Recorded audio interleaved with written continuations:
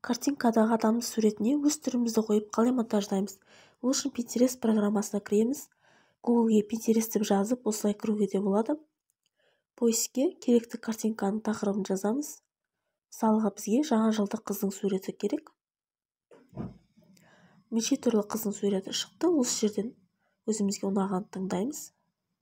Мен осы таңдадым да, және жоғарыда үш точканы басып, скачать изображение деп галереямызға осы сурет сақтап аламыз. Енді PicsArt программасына кіреміз да, плюс батырмасын басамыз.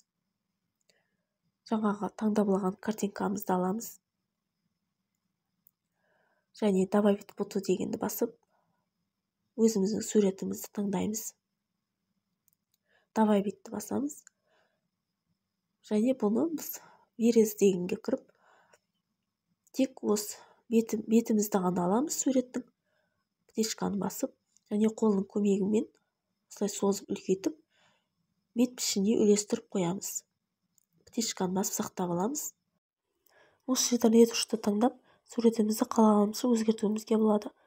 Мысалға бұл жерде шашының түсі сары болып тұр, онша үйлеспей тұр. Осыны мен қара түске ауыстырдым. Өзіңіз қалаған түске ауыстыра аласыз.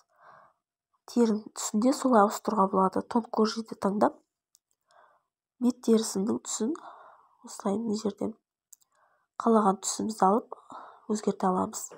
Қолдың көмегімен осылай бояймыз. Беттің түсі кішкене қаралау болып тұрғандықтан ашық түске ауыстырдым.